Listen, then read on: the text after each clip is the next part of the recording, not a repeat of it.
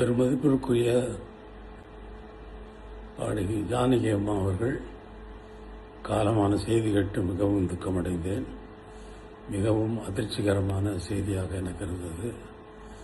வாழ்வில், தன்னுடைய சொந்த வாழ்வில் எத்தனையோ துக்கங்களை, தாங்க முடியாத துக்கங்களை, தாங்க முடியாத நிகழ்வுகளை தாங்கி அவர்கள் வாழ்ந்தார்கள் என்பது மிகவும் வேதனைக்குரிய விஷயம்.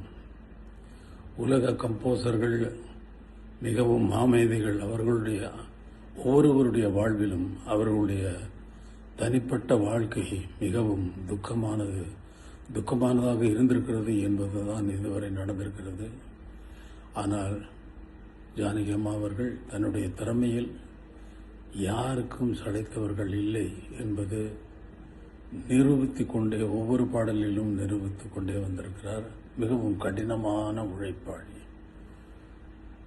நான் ஒரு பாடலை உருவாக்குவதற்கு ஒவ்வொரு வாத்தியத்தையும் எவ்வளவு அக்கறையோடு சேர்ந்து அதில் விடாப்பிடியாக நான் நினைப்பதை வரவழைப்பேனோ, அதே போல அவர்களுக்கு சொல்லிக் கொடுத்த அந்த பாடலை அவர்களும் விடாப்பிடியாக நான் என்னுடைய கடின உழைப்புக்கு ஈக்குவலான கடின உழைப்பை உடையவர்கள் அவர்கள். அதற்கு மேல் என்றே சொல்லலாம். சிறந்த கம்போசர், சிறந்த பாடல்களை, பஜன் சாங்குகளை நிறைய எழுதியிருக்கிறார். அவருடைய இழப்பு இந்திய திரைப்பட சங்கீத உலகத்திற்கு ஒரு பெரிய இழப்பு. அவரது ஆத்மா சாந்தி அடைய இறைவனை வேண்டுகிறேன். இசை கலைவாணி அம்மா ஜானகி அம்மா அவங்க இல்லைன்ற ஒரு வார்த்தையே அது பெரிய ஷாக்கிங்காக இருக்குது. அதாவது என்ன மாதிரி பாடகர்களுக்கு எப்படி என்கரேஜ் பண்ணாங்க அப்படின்றது, ஒவ்வொரு ரெக்கார்டிங், ஒவ்வொரு எக்ஸ்பீரியன்ஸ், இத்தனை லாங்குவேஜஸ் அவங்க கூட கிட்டத்தட்ட 1000+ சாங்ஸ் பாட வாய்ப்பு கிடைச்சது எனக்கு.